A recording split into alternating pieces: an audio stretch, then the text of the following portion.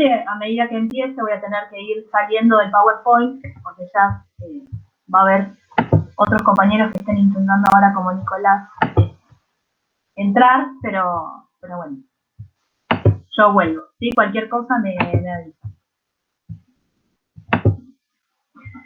Con este tema de hoy terminamos, o le damos, digamos, un cierre a lo que es el agua superficial. Yo les comentaba en clases anteriores que todos los temas vistos previos al primer parcial corresponden a agua superficial. Y una vez que realizamos el parcial, toda la segunda parte de la materia va a estar relacionada a lo que es agua subterránea, ¿sí? Que es lo que propiamente se llama como hidrogeología. La hidrología, por lo general, se asocia al estudio del agua superficial, y cuando el estudio incluye el agua subterránea, ¿sí? Hablamos de hidrogeología. Entonces, con este tema, ¿sí? Terminamos lo relativo a agua superficial. Y como antes les decía, hablamos de aforar. Aforar implica medir caudal, ¿sí? Entonces, cuando se hable de aforos, ustedes van a ver que hablamos de valores de caudal medido o estimado, ¿sí? Porque vamos a ver que para medir caudal, para aforar, hay métodos directos o indirectos, ¿sí? La medida directa de un caudal la podemos realizar, como dice acá, y haciendo pasar agua a través de una superficie conocida y determinando la velocidad del agua, es decir, de una manera experimental. Yo tengo una sección que conozco, con un área que conozco, y pongo agua a atravesar ese canal o esa sección, ¿sí? Eso sería la forma fácil de obtener caudal de una manera experimental. Obviamente esto empieza a complicarse cuando lo hacemos a campo, ¿sí? Cuando queremos estimar el caudal de un río, queremos estimar el caudal de escurrimiento de una cuenca, y obviamente empiezan a entrar otras variables en juego que nos complejizan la obtención de este valor, ¿sí? ¿Qué es el caudal? Que generalmente está medido en metros cúbicos por segundo, es decir, una medida de volumen sobre una medida de tiempo, ¿sí? El caudal, ¿a qué es igual? A la sección, o sea, al área conocida a través de la cual el líquido, que en nuestro caso siempre va a ser el agua, atraviesa esa sección, por la velocidad, ¿sí? Con las unidades correspondientes a velocidad, que es distancia, ¿sí? Sobre un determinado tiempo. Entonces, el caudal, generalmente medido en metro cúbico por segundo, pero se puede medir en litro por hora, por ejemplo, o puede ser un caudal anual, entonces estemos midiendo litros o metros cúbicos por año, ¿sí? Es igual a la sección por la velocidad. Es decir, el volumen de agua que pasa por una sección transversal de un río en un tiempo determinado, ¿sí? Pensé que tenía una solicitud para que alguien entrara. Perdón. Bien, entonces lo que les comentaba recién, esta operación de medir el caudal en un río o en un determinado cuerpo de agua, ¿sí? Se denomina aforo, y donde realizamos las mediciones, ¿sí? En los puntos en que realizamos las mediciones, se llaman las estaciones de aforo. Ahora, yo les decía que hay formas directas o indirectas, porque ¿qué pasa? En el cauce de un río muchas veces es difícil encontrar una sección relativamente estable o permanente en el tiempo, ¿sí? A lo largo del tiempo, el cauce de un río y también con el agua de las precipitaciones, digamos, va variando en el tiempo. Entonces, se nos dificulta encontrar un punto en el que la sección permanezca relativamente estable a lo largo del tiempo, ¿sí? Entonces, lo que es frecuente es aplicar un método indirecto de forma tal que podamos medir el caudal en determinadas situaciones o lugares específicos de una determinada sección del río. Que es lo que les decía recién, son las denominadas estaciones de aforo, en donde esta sección obviamente tiene que ser transversal, ¿sí? A ese cauce. al transversal, al control del cauce que sí conocemos. ¿Sí? El cálculo indirecto, o sea, cuando hablamos de mediciones indirectas de caudal, perdón, vuelvo a salir de nuevo porque hay alguien que quiere entrar.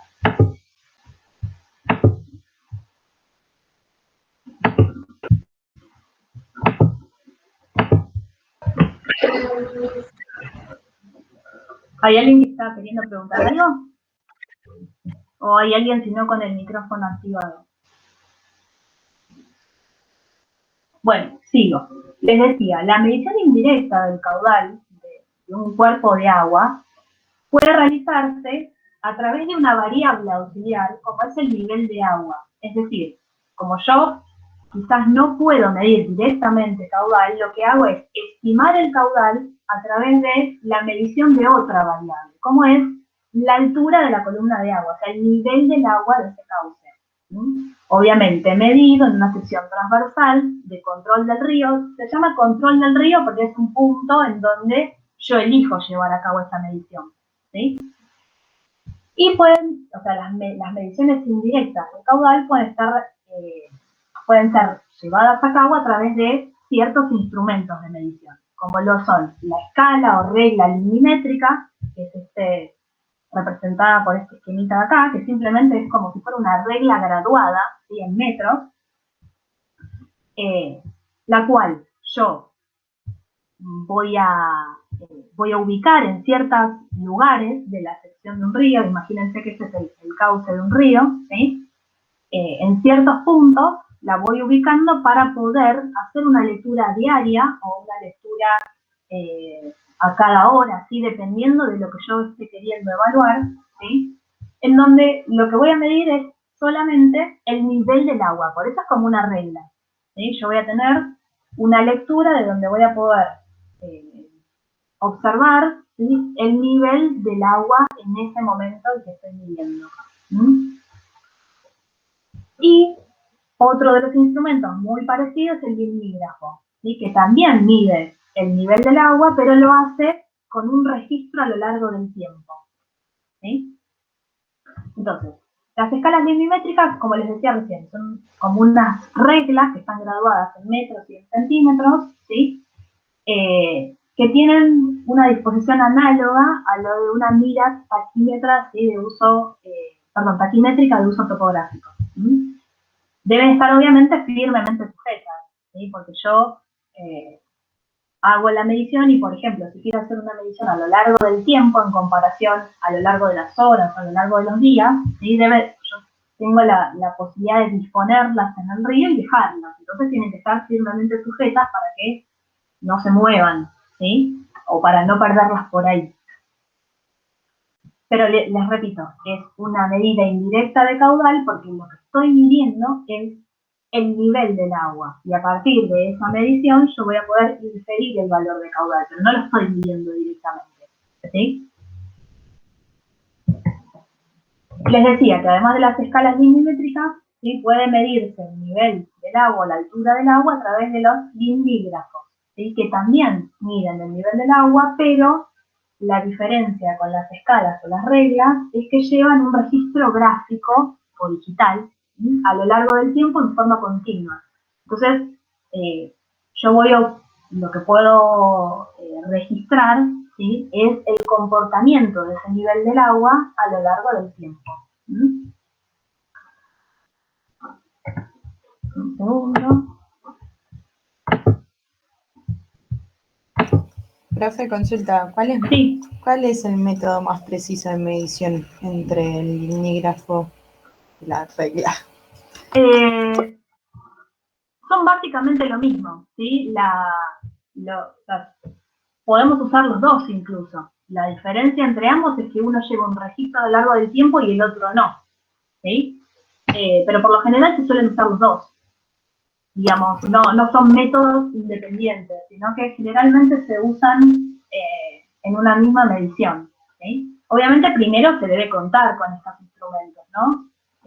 Tenerlos a disposición para poder llevar a cabo la medición, pero digamos los dos tienen la misma utilidad. Ok. Y profe, ¿se utilizan para distintos tipos de estudios o se puede usar uno o el otro? No, generalmente en un estudio hidrológico se utilizan ambos, ¿sí?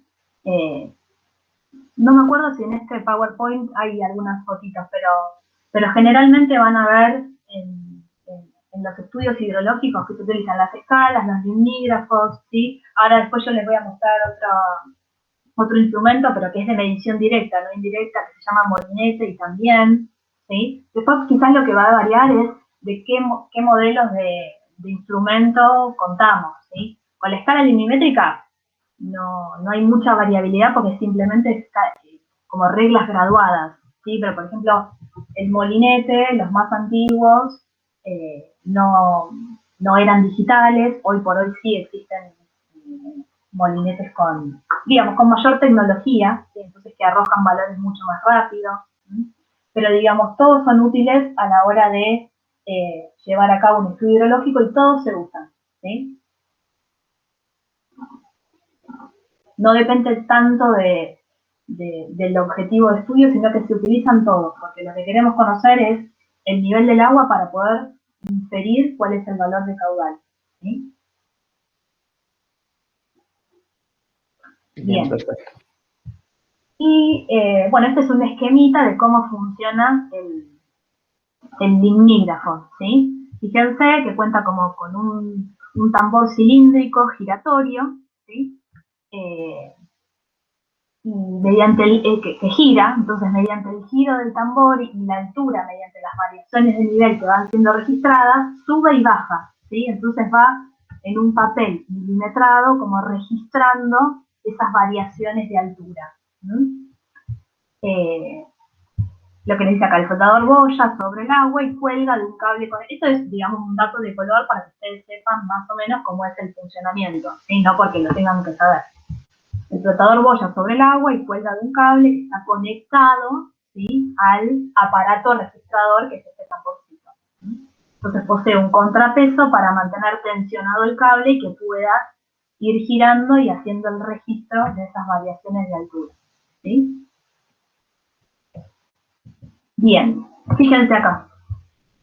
Bueno, estas quizás son fotos un poquito viejas, pero de todas maneras representan lo que es la disposición de un limígrafo, ¿sí?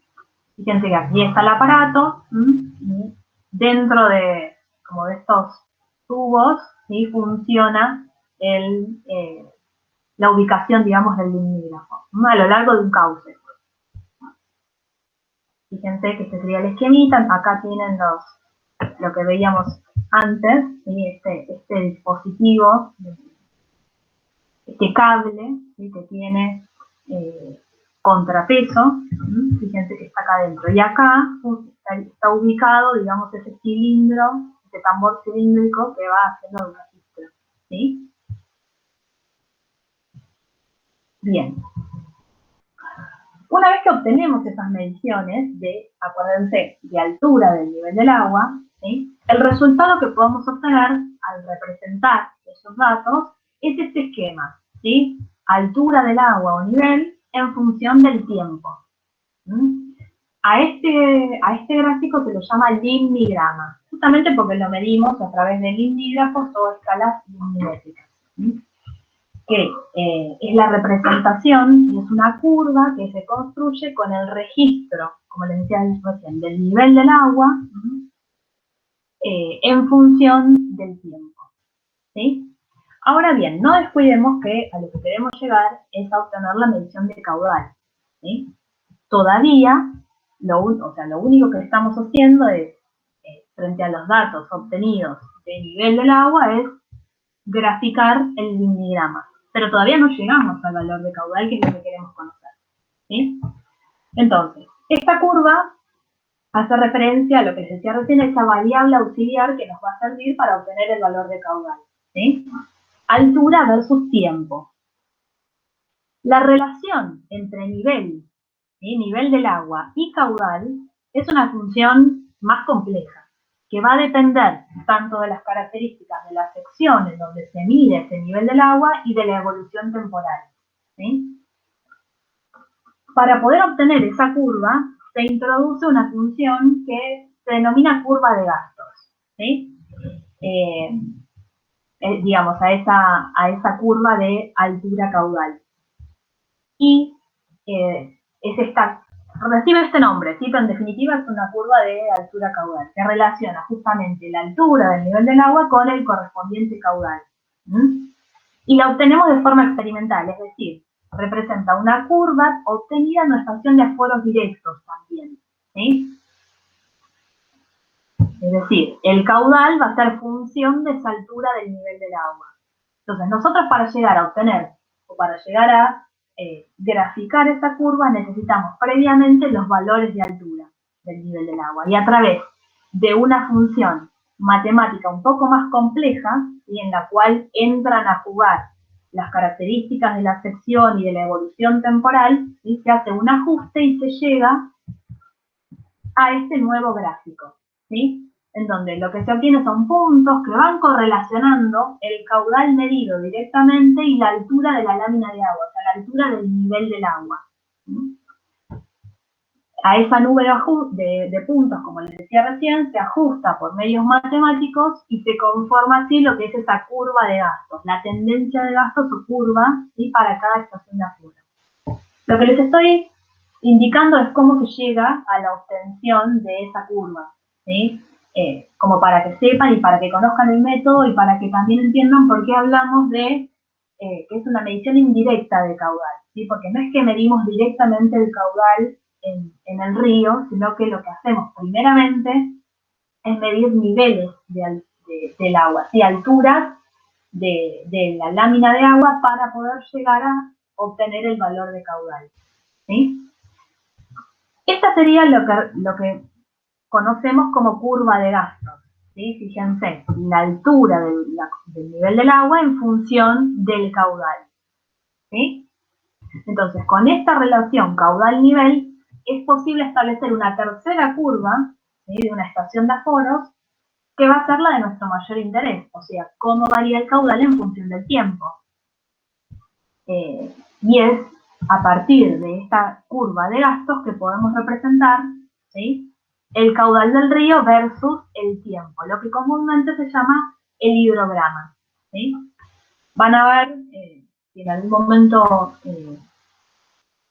trabajan en algún estudio hidrológico, ¿sí? O mismo yo al final de este PowerPoint les dejo unos enlaces que me parece interesante, que si no lo vieron hasta ahora o digamos, lo puedan conocer, unos enlaces a la página de la ACUMAR, ¿sí? A la Autoridad de la Cuenca Matanza-Riachuelo, donde ellos no dan, digamos, no especifican demasiados detalles, pero sí hablan de cómo ellos hacen las mediciones, o sea, cómo hacen los aforos, cómo obtienen los valores de caudal, qué metodologías utilizan. Entonces me pareció interesante que a partir de la clase que estamos viendo hoy, puedan ir después, si les interesa, como para conocer un poco cómo trabajan, ya que estamos viendo la metodología, que puedan ir y consultar, y a partir de la lectura de la página de ACUMAR, bueno, puedan entender cómo esto es llevado a la práctica, ¿no?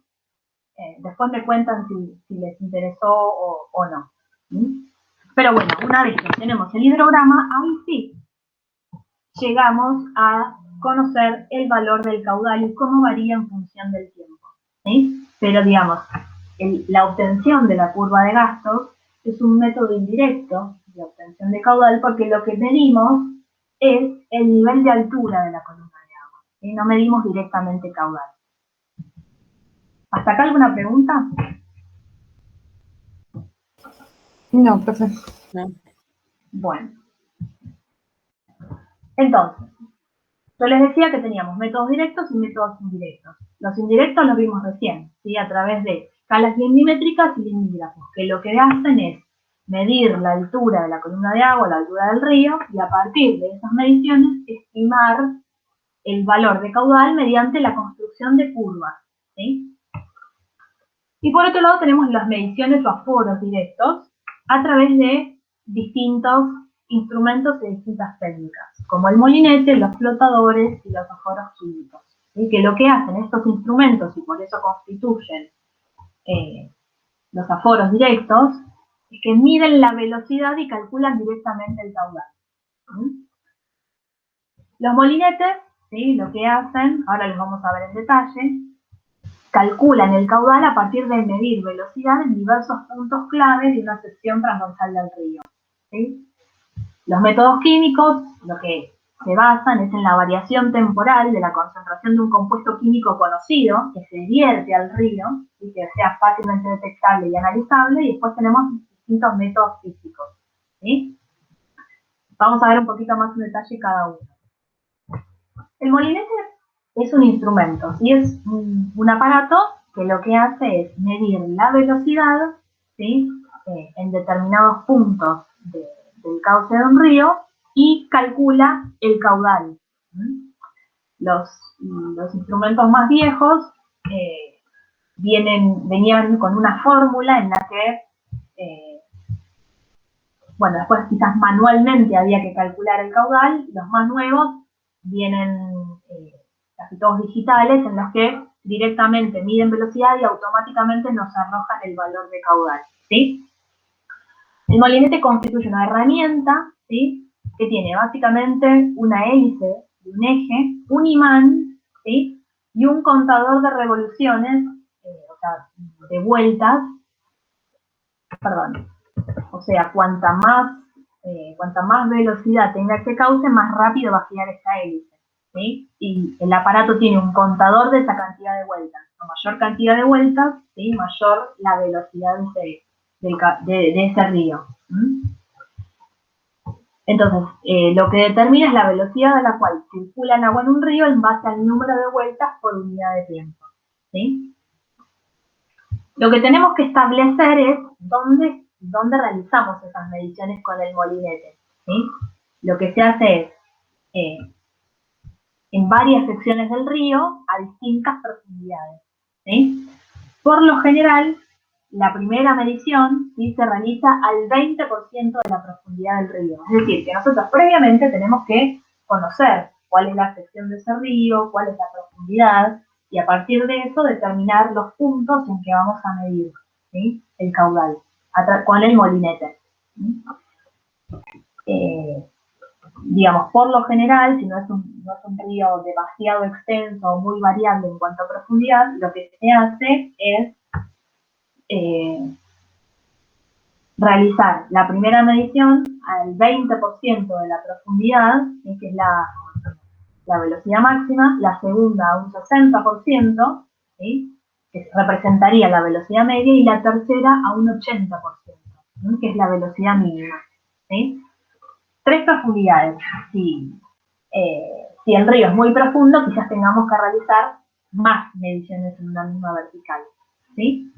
Cuando las profundidades de la sección del río son pequeñas, o sea, menores a 0,6 metros, solo se mide la velocidad al 60% de la profundidad. Eso va a ir variando y va a depender también del criterio que se utilice a la hora de medir, ¿sí? Yo les dejo esto como para que lo tengan como dato, para que sepan cuáles son los criterios que se establecen para poder determinar a qué profundidades hacer la medición, ¿sí? Bien. Entonces, la velocidad en cada punto de medición, o sea, lo que yo les decía, fíjense, ustedes tienen esta sección del río, ¿sí? Fíjense que acá hay 4 puntos de medición. Como les decía, el molinete lo que mide es la velocidad, ¿sí? Del río. Entonces, en las profundidades más cercanas a los márgenes, ¿sí? Quizás no voy a tener todas estas profundidades, 3 o 4, ¿sí? Voy a tener menos, ¿sí? Entonces, en este punto, yo voy a tomar la velocidad con el molinete en 2 profundidades. ¿Ven que hay 2 flechitas? En el segundo punto de medición, como es más profundo el cauce, ¿sí? Voy a tomar la medición de la velocidad, en este caso en 4 profundidades distintas. Por cada punto yo voy a promediar, ¿sí? Esas velocidades. Entonces voy a tener una velocidad promedio para la sección esta 1, una velocidad promedio para la sección 2, y así sucesivamente, ¿sí? Ese es el criterio para la medición. Entonces, la velocidad en cada uno de los puntos va a ser igual a una constante, que es una constante que viene con el aparato, que depende de cada molinete, depende del instrumento, por n, que n es el número de vueltas que establece la hélice del molinete en un determinado tiempo, o sea, el número de vueltas por segundo, más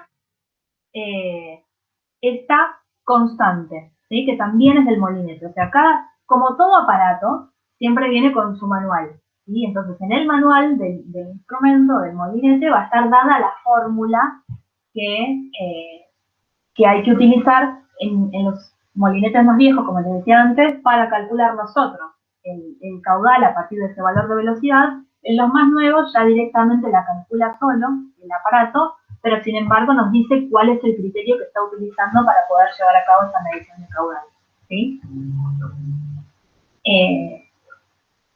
Una fórmula que se utiliza comúnmente en varios de este tipo de instrumentos es que la velocidad total va a ser la velocidad del 20%, ¿sí? Del 20% de la profundidad, 2 veces la velocidad del 60% más la velocidad del 80% dividido 4. ¿Sí? No se preocupen que si les toca algún ejercicio en el práctico, les va a indicar, ¿sí? cuál es la fórmula que tienen que utilizar, ¿sí? Cuál es el criterio del instrumento en el cual se llevaron a cabo esas mediciones. ¿Sí? Es como lo que les decía recién. ¿Esos porcentajes son siempre así, profe, o cambian? Cambian, ¿sí? O sea, yo se los presento, pero sepan que cambian, como les decía recién. Cada instrumento viene con su manual y en tal caso les dirá cuál es el criterio que ustedes tienen que utilizar. Y en el caso de que les toque en el práctico un ejercicio o eventualmente en algún momento en el parcial, ¿sí? Siempre se les va a indicar cuál es la fórmula que tienen que usar, no se preocupen por eso.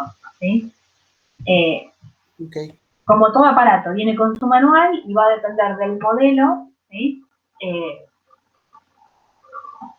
Cuál sea la fórmula aplicable. ¿Sí? O sea que esos porcentajes tienen que ver con el dispositivo, con el aparato. Con el dispositivo y también va a depender de la sección que ustedes estén haciendo. ¿Sí? Si utilizan más profundidades, no solamente 4, bueno, van a evaluar cuál va a ser la mejor fórmula de ajustar esa velocidad total para los datos que ustedes tienen. ¿Sí? Está bien. Bien, entonces, esto parece un choclo, pero un poco resume lo que les venía diciendo, y después es el criterio para, digamos, promediar todas esas velocidades en los distintos puntos que ustedes fueron midiendo. ¿Sí? El primer paso, definir la sección donde se va a medir el caudal y establecer una malla de datos, ¿sí? Como toda esta red de datos en base a los puntos de medición y a las distintas profundidades. ¿Sí? Elegir un puente o pasarela sobre el río que determinaría la sección vertical adecuada, o sea, a ver si hay una foto acá. Bueno, pero como en las fotos anteriores, ¿sí? Con esto del puente o pasarela es simplemente a partir de un lugar donde ustedes puedan establecer la medición, ¿sí? Bien, determinar un cierto número de puntos, ¿sí? Lo más equidistante posible, desde los cuales trazar esas líneas verticales, ¿sí? A partir de las cuales poder establecer las mediciones. Acuérdense que lo que mide el molinete es velocidad del río en distintas profundidades de una misma vertical. ¿Sí?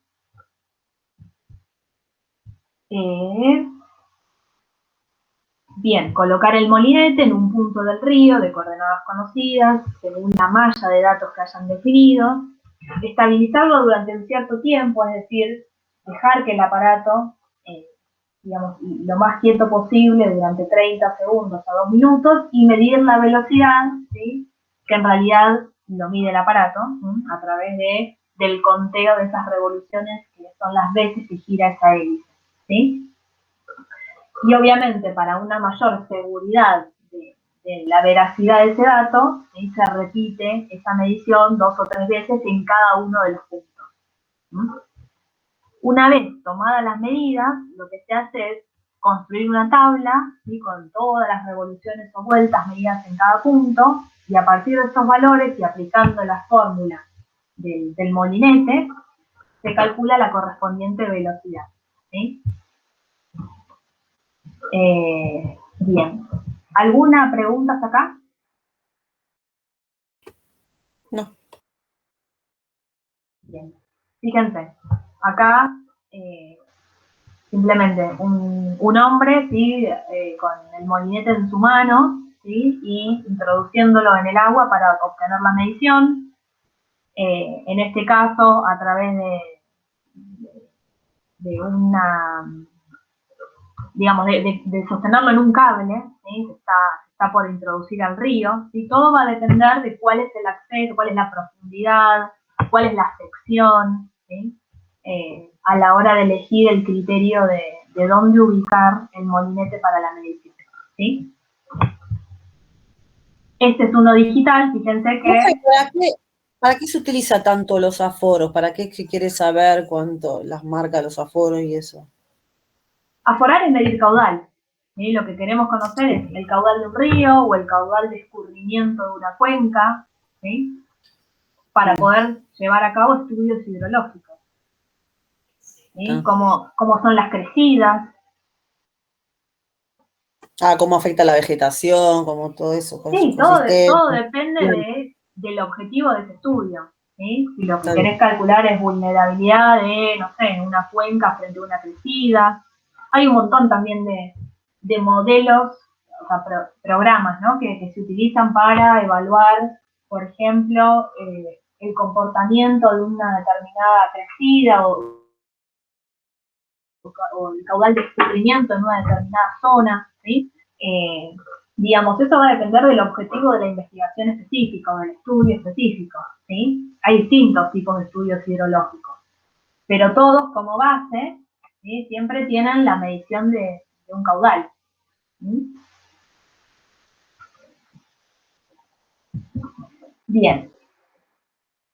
Eso era con respecto al molinete. Otro de los métodos directos es a través de flotadores, ¿sí? Profe, perdón, hay sí. una compañera parece que quiere ingresar a la sala. A ver, no me hizo el ruido. No tengo no me figura su solicitud. Decirle si se puede volver a intentarlo. No, también me equivoqué, era otro grupo, perdón, creí que era esta materia. Disculpe. Bueno, no hay problema. Flashé. No hay problema. Les decía, otro método directo es a través de flotadores. Y este es un método más rápido, más rudimentario, si se quiere, y que requiere de menos elementos. O sea, un elemento flotador, como puede ser una boya, ¿vieron cuando en el río marcan, por ejemplo, hasta dónde es el lugar donde nos podemos meter? ¿Sí? Esas boyas, bueno, tienen que ser así, elementos que floten en el agua, y bueno, por eso decimos que es un método más rudimentario. Lo que se hace es tomar el tiempo, o sea, medir el tiempo que tarda ese objeto que nosotros arrojamos al río, ¿sí? En pasar, por ejemplo, por dos secciones determinadas, ¿sí? Separadas entre sí por una distancia que conocemos porque somos nosotros quienes establecemos esas dos secciones, ¿sí? Entonces, cuanto más rápido sea la distancia o sea, la velocidad a la que recorre esa distancia, esa boya o ese aparato flotador, ¿sí? Mayor va a ser el caudal de ese río, ¿sí? Esa distancia es como mínimo unos 30 metros para cauces pequeños y puede llegar a ser hasta 150 metros en cauces que son más grandes, ¿sí? También se debe medir la altura alcanzada por el agua para poder obtener la sección representativa, ¿sí? Digamos, este es un método más rápido, más rudimentario, ¿sí? Que obviamente requiere de menos elementos, ¿sí? Y lo que es conveniente es medirlo en varios puntos de la sección para luego obtener una media, ¿no? De todas esas velocidades que vamos obteniendo, ¿sí? Y otro de los métodos directos, sí. Perdón, ¿los métodos físicos contemplan molinetes y flotadores o son otros? Sí, flotadores y molinetes podrían ser, sí, son métodos físicos. Y estos que viene ahora, que es un tercer método químico, digamos, es un método químico, justamente porque lo que hacemos es arrojar una sustancia conocida al río. ¿Sí? Bien. Lo que... Bueno, no sé qué iba a decir, pero lo que permiten estos aforos químicos es calcular el caudal, ¿sí? Prescindiendo de la velocidad y la sección transversal del cauce. Lo que se hace es medir la variación de la concentración que experimenta una disolución de una determinada sustancia conocida, que es la que vertimos al río. ¿Sí? Entonces, lo que se hace es vertir una determinada cantidad de un líquido, ¿sí? De una sustancia que tiene una alta concentración, ¿sí? Con caudal constante, y se observa cómo varía aguas abajo esa concentración en un punto determinado. La distancia entre ambas secciones debe ser suficiente como para poder asegurar que se dé una mezcla completa. ¿Sí? Por lo general, obviamente, lo que se vierte no es una solución contaminante, ¿sí? Sino que se utilizan soluciones salinas como para poder medir aguas abajo qué capacidad de disolución tuvo esa concentración. ¿Sí? Y después obtenemos el valor de caudal a través de esta formulita, ¿sí? En donde el Q es Q mayúscula, digamos, es el caudal que queremos conocer. La Q minúscula es el caudal de vertido constante, ¿sí? La concentración 1 es la concentración del vertido en la sección 1, o sea, aguas arriba, y la concentración 2 es la que medimos aguas abajo, ¿sí? Y acá, no sé por qué no lo dice, pero bueno, hay aforos químicos que hay de dos tipos, ¿sí? Puede ser de vertido constante, es decir, que todo, digamos, a lo largo de un determinado periodo de tiempo se vierte de forma constante esa concentración, o si no, pueden ser, o sea, que ese vertido no sea constante, sino que en determinados intervalos de tiempo, ¿sí? Se arroja una sustancia y luego se mide aguas abajo esa disolución de la concentración y luego de un determinado periodo de tiempo establecido se arroja otra sustancia, o sea, una nueva concentración de esa sustancia y se vuelve a hacer la medición. ¿Sí? Bien. Profe. Sí. ¿Qué tipo de sustancia es la que se vierte en el río? Por lo general son sustancias de tipo salina, ¿sí? En lo que obviamente el río no tiene, o sea, no es agua salina, entonces lo que se vierte es una sustancia que sea salina para poder medir esa disolución, ¿sí? Claro, no es contaminante, digamos. No, por eso dice la aclaración, por supuesto que no se arrojan, obviamente, ningún tipo de concentración que tenga metales pesados, por ejemplo, no. Es una concentración que, a modo de análisis, ¿sí? Se vierte y generalmente son concentraciones salinas, o sea, soluciones salinas. Gracias. No de nada. Bien, a modo de resumen, ¿cuáles son las condiciones de emplazamiento de estaciones de aforo? O sea, ¿cuáles son los criterios que tenemos que tener en cuenta para poder establecer esos puntos de aforo? ¿Sí? El curso del río que tiene que ser lo más recto posible en esa zona de aforo, para que sea un flujo uniforme. El cauce tiene que estar bien definido como para poder desaguar tanto estiajes como grandes caudales sin que haya desbordes. El lecho tiene que ser lo más impermeable posible para garantizar la no existencia de aguas subterráneas que desvirtúen las mediciones superficiales, ¿sí? La variabilidad tiene que ser mínima por erosión o sedimentación. Tiene que estar esos puntos de medición alejados de diques, represas o construcciones por el estilo que por ahí dificulten o agranden el error de mis datos. Esto en la medida de lo posible, ¿no? Después, bueno, en el campo hacemos lo que, o sea, tratamos de cumplir con la mayor cantidad de criterios, pero bueno, no muchas veces podemos cumplir con todo, ¿sí? Y el régimen de semimódulos es para que se dé una relación unívoca entre lo que es la altura y el caudal, ¿sí? El agua que pasa por la estación de aforo es rápidamente desalojada aguas abajo. Entonces, el caudal que circula depende solo del nivel de las aguas dentro de ese tramo en el que se efectúa la medición, ¿sí? Si no se cumple esta medición, puede dar remansos aguas abajo debido a distintas causas, como estrechamiento del cauce, o sea, secciones del cauce donde el cauce se hace más estrecho, ¿sí?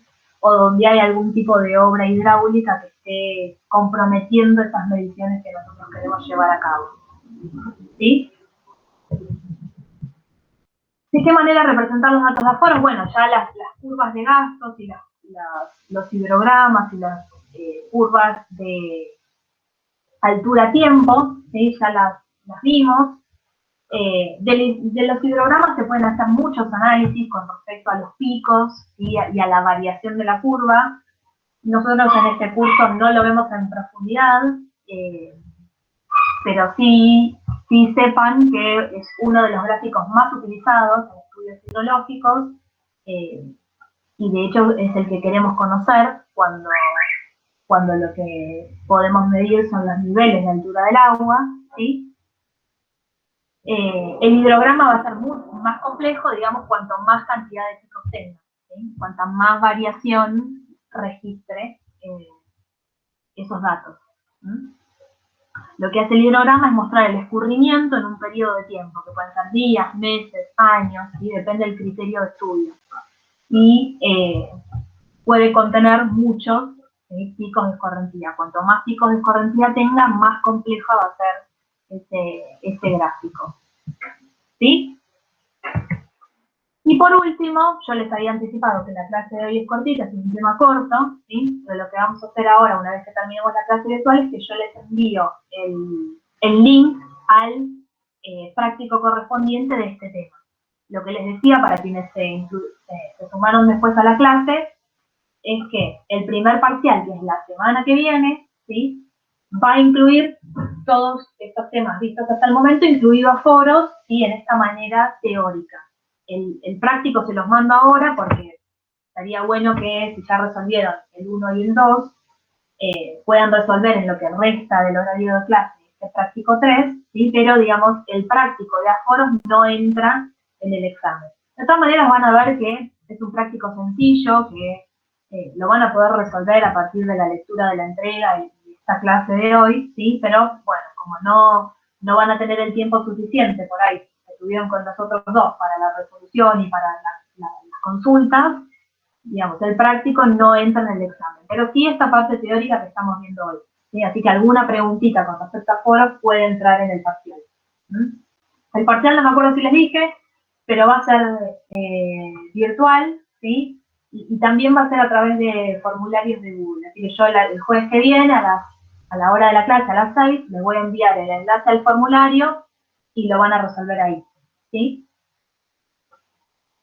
Todavía no lo preparé, pero seguramente les dé 2 horas de tiempo para poder resolverlo, ¿sí? Profe, yo tengo una pregunta con respecto al TP2. ¿Viste donde hay que está el mapita y uno tiene que subir ahí? Dame un segundito que terminamos esta lámina y al final, antes de conectarnos, me hacen la pregunta, ¿sí? Así no cortamos esto. Dale.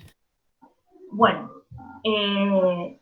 estas se las quería incluir porque van a ver, si en algún momento trabajan o leen estudios hidrológicos, o como por ejemplo si van a los enlaces que les mando sobre Acumar, o bueno, no sé, leen en bibliografía, consultan otro material, etcétera, van a ver que se habla de caudal medio diario, caudal medio mensual, aportación, caudal específico. Entonces, bueno, vamos a ver qué son esos términos que hacen referencia a caudal, pero tienen cierta distinción entre sí, ¿sí? El caudal medio diario, casi que lo podemos deducir, ¿sí? Es el cálculo, generalmente en metro cúbico por segundo, a partir de la altura media leída en la escala, ¿sí? De la estación de aforo, para ese día considerado y utilizando la curva de gasto de dicha estación. Lo que vimos antes, ¿sí? Es un promedio del caudal para un determinado día, ¿sí? Y generalmente ese cálculo está en estas unidades, ¿sí? Metro cúbico por segundo. El caudal medio mensual, ¿sí? Digamos, tiene el mismo criterio que el diario, pero para todo el mes. O sea, es el promedio de un mes. Y también puede estar medido o digamos, representado en metro cúbico por segundo o litro por segundo, ¿sí? Tomado para cada mes en estudio, ¿sí? La media aritmética. O sea, un promedio de caudales para ese mes específico. Caudal medio anual o módulo, ¿sí? Es la resultante de tomar la media aritmética, o sea, el promedio de los 12 meses correspondientes al año. Entonces, el caudal medio diario, el mensual y el anual son el mismo criterio, es decir, establecer un promedio de caudal. En el caso del diario va a ser el promedio de un día, el mensual el promedio del mes y el anual el promedio del año, ¿sí? Ahora, ¿qué significa aportación? ¿Sí? Es el caudal anual o mensual. Puede ser cualquiera de los dos, o sea, puede ser aportación anual o aportación mensual. Y lo que representa es el volumen de agua que aporta el cauce en un punto considerado durante un año o un mes. Y lo que tiene, a diferencia del caudal medio o el anual o el diario, es que por lo general se representa en hectómetros cúbicos, ¿sí? Es una pequeña distinción con respecto a los otros. O sea, generalmente cuando lean caudales expresados en hectómetros cúbicos, generalmente va a estar haciendo referencia a la aportación, o sea, al volumen de agua que aporta ese cauce en un punto considerado, por ejemplo, de una cuenca, ¿sí? O una subcuenca, o sea, dependiendo de la escala del análisis. Y cuando se hable de caudal específico, ¿sí? Va a estar referido al caudal por unidad de superficie. Lo que representa el caudal específico es el caudal aportado por cada kilómetro cuadrado de cuenca. O sea, se calcula dividiendo el módulo por la superficie de la cuenca, ¿sí? Generalmente va a estar expresado en litros, ¿sí? Litros por segundo, ¿sí? Por ese área de la cuenca o subcuenca que esté en estudio, ¿sí? Eso va a hacer referencia al caudal específico, ¿sí? Siempre va a estar relacionado al área de estudio. Y la lámina de agua equivalente es el espesor de la lámina, o sea que va a tener una medida de longitud, generalmente en milímetros, que se obtendría repartiendo sobre toda la cuenca esa aportación anual, ¿sí? Se obtiene de dividir la aportación anual por la superficie de la cuenca, ¿sí? O sea, es como repartir este aporte, o sea, la aportación anual, a toda la superficie de la cuenca de estudio, ¿sí? Digamos, estos son los términos más utilizados en un estudio hidrológico referidos a caudal, ¿sí? Con ciertas distinciones entre sí. Y no solamente en cuanto a unidades, sino a criterios de tiempo y también a criterios de superficie en estudio, ¿sí?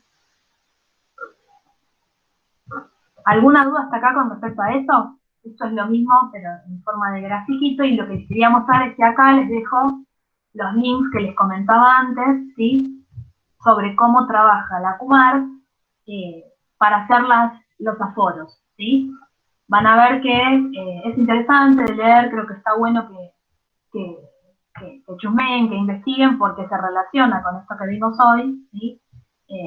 Y además, bueno, es la autoridad de Cuenca que digamos, que ejerce influencia en la cuenca que nosotros estamos, ¿sí?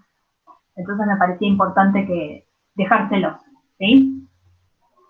¿Alguna pregunta con respecto a la clase de hoy, con respecto a este tema? ¿Que haya quedado algo colgado? Si no, no. Sí, no sé quién me iba a preguntar sobre el práctico. Claro, cuando era la pregunta, tu respuesta, viste que dice el primero, yo quiero pegar el mapa y no me deja. Ah, no, es lo que les decía por mail. Sí, no, lo que tiene Google Google Formularios es que no les permite eso. O sea, ustedes no pueden adjuntar una imagen. Yo les decía... ¿Y qué pongo ahí? Porque... No, la imagen, mandámela por mail y no importa si eso queda. O sea, porque me dice que es obligatorio. Entonces yo... Sí, pero, o sea, es obligatorio, pero lo que te digo, o sea, vos podés enviar el formulario, lo que después aparece como que es un error tu respuesta porque, digamos, no la respondiste. Pero no importa porque, digamos, eso no es que, digamos, no es el examen. Entonces, no pasa nada. Vos envíalo y la imagen me la mandas por mail. ¿Sí? Está bien. Eso te lo digo para todos quienes no me hayan mandado todavía y tenía una la duda imagen del mapa. Sí. A los ríos, vos me marcaste que eran los de adentro de la cuenca, y yo noté que había uno que eran punteados, y había una parte donde salía del arroyo que era que no estaba punteado. ¿Eso en la imagen me demuestra a mí que es transitorio o que es permanente? Porque ¿cómo me doy cuenta? Acordate que los permanentes son los que siempre llevan agua, entonces nunca van a estar representados como líneas punteadas. ¿Sí? Por eso serían transitorios en ese caso. Claro, pueden ser transitorios o efímeros. Bueno, está bien. ¿Sí? En ese caso, en el efímero, ¿cómo me daría cuenta? Porque yo si bien veo que viene de una montaña, de arriba. Muchas veces te das cuenta. No sé, no me doy cuenta. No, de todas maneras, la verdad es que no me acuerdo en el mapa que hicimos con el práctico si había muchos de esos casos, pero digamos, pueden ser transitorios, generalmente están marcados como rayitas, ¿sí? Punteadas, y cuando son efímeros, es decir, que por ahí, digamos, tienen durante un corto trayecto, ¿sí? Ese caudal, a veces hasta están marcados como con puntitos que se van perdiendo como en el espacio. ¿Sí? No me acuerdo si este es el caso en este mapa. No, por eso. Me da la sensación que, o sea, claro. ¿Transitorio e intermitente es lo mismo? Porque yo vi que había una clasificación que decía que los transitorios podían ser intermitentes o efímeros. Claro, había una pequeña distinción, pero corresponden a intermitentes ambos. Y lo que yo les decía era que, obviamente, o sea, la idea del práctico era identificar el sistema de drenaje para hacer la delimitación de la cuenca. Y todas las caracterizaciones de los ríos que hicieran a partir de esa delimitación de cuenca, ¿sí? La hicieran en ríos que pertenecieran a ese sistema de drenaje, no por fuera. Sí, está bien, sí, no había entendido yo eso. Está. Bueno, dale, listo, gracias. No, de nada. ¿Alguna otra pregunta con respecto a este práctico? Profe, con el tema de la pendiente, entonces tenemos que aplicar el arco tangente, ¿no? Claro, sí, yo lo que les indicaba al principio, lo repito para que se sumaron después. Quizás se hicieron lío con uno de los criterios que vimos en la clase, que también tienen en la entrega teórica, para calcular lo que es la pendiente media de la cuenca, ¿sí? Perdón, hay alguien con el micrófono abierto y se escucha ruido. Yo, perdón. No hay problema. Les decía, el ejercicio no les pide calcular la pendiente media de la cuenca. Que sepan que además nosotros vimos un criterio, pero existen varios, ¿sí? El ejercicio les pedía calcular la pendiente para esa línea amarilla, ¿sí? O sea, para esa distancia existente entre esos puntos marcados en esa línea, ¿sí? Si nosotros quisiéramos calcular la pendiente media de la cuenca, bueno, eso iba a estar dado, ¿sí? Por la divisoria que ustedes establecieran en ese mapa, ¿sí? ¿Por qué? Porque ese criterio para la pendiente media que nosotros vimos, ¿sí? Incluye lo que es el perímetro de la cuenca. Y el perímetro que era la longitud de la línea divisoria. Entonces, el perímetro iba a depender de esa delimitación de la cuenca que ustedes iban a establecer. Pero el ejercicio era un poco más simple, ¿sí? Era simplemente calcular la pendiente para esa línea amarilla. Que obviamente quizás después el error consiste en no homogeneizar unidades, porque las cosas están en metros, la línea está en centímetros y la escala creo que la tenían en kilómetros. Entonces, bueno, tenían que hacer ese pasaje de unidades para poder llegar a ese valor de la pendiente. Pero digamos, era simplemente calcular la pendiente para esos puntos, no meterse con lo que es la pendiente media de la cuenca, que ahí es un cálculo más complejo. ¿Sí? Claro, yo tomé lo que es 1 centímetro del mapa, sí, que era 50.000 centímetros reales, y bueno, esos 7 centímetros que nos daban en la línea amarilla, también lo pasé. sí. ¿Y ahí te dio? Sí. Sí, pero sí, hice perfecto, era eso. para llegar al resultado. Cuando llegué a uno aproximado, lo marqué. Está bien, no hay problema. Pero sí, o sea, se habían complicado algunos con eso, pero digamos, el ejercicio era más simple. ¿Sí? No pedía la pendiente media de la cuenca, sino la pendiente para ese trazo que tenían marcado. ¿Sí? Y obviamente era una pendiente muy pequeña porque el mapa creo que era de Entre Ríos, entonces, digamos, no es una zona montañosa, ¿sí? o con pendientes tan pronunciadas. Claro, Profe, Sí. yo la verdad que con el mapa me perdí. Bueno, estaba haciendo con mi compañera, con Rocío, estábamos haciéndolo, pero, o sea, no lograba distinguir, por ejemplo, lo de la cota mínima.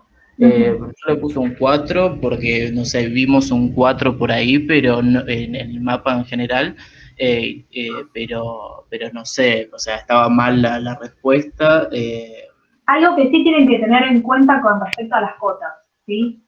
No me acuerdo bien cómo era el ejercicio, pero sí les pedían cuál es la cota mínima observable, cuál es la máxima, ¿sí? Quizás no tienen todas las cotas, o sea, todos los números representados, ¿sí? En las cuencas, pero algo que sí tienen que tener en cuenta es la equidistancia del mapa, ¿sí? Es decir, cuál es esa relación que se mantienen entre curvas, ¿sí? Que creo que eran 2,5 metros, puede ser, corríjanme.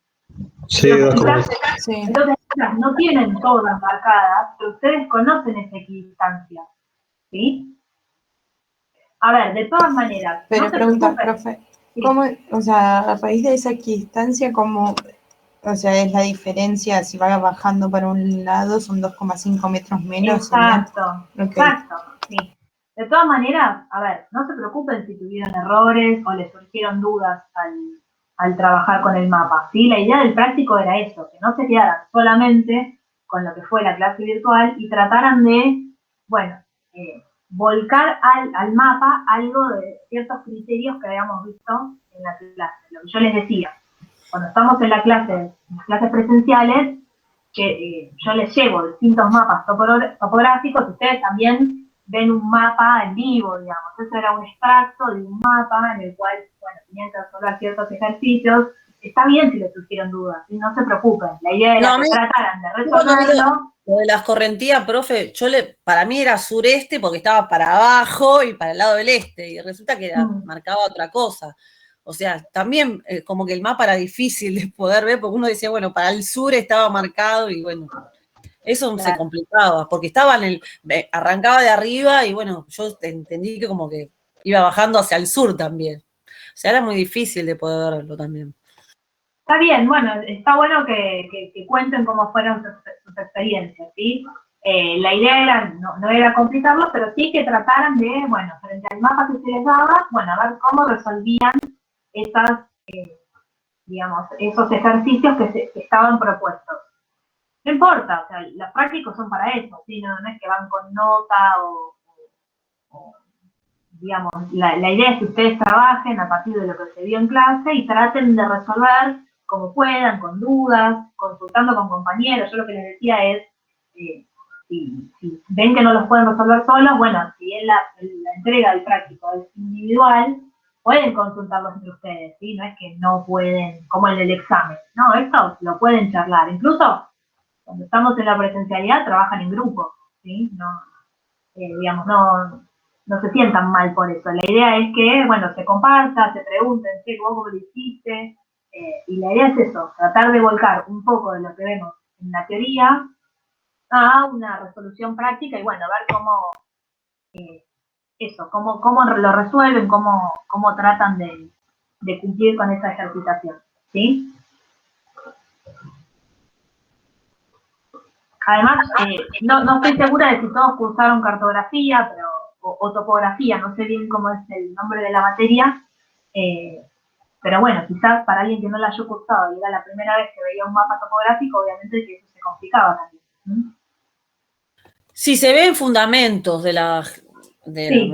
ahí sí se ve un poco, pero bueno, sí, no vimos tanto. Aplicamos algo, pero no demasiado tampoco. Bueno, bárbaro. Bueno, me alegro igual que lo hayan resuelto, que estén consultando las dudas, así que para eso está. Yo ahora que terminamos esta clase les mando el práctico de aforos, ¿sí? Se los mando ahora como para que traten también de resolverlo en este espacio de tiempo que queda de clase, ¿sí? Sí. Y también con este Power nos manda. Sí, los PowerPoint se los mando siempre. Eso no se preocupen. De nada.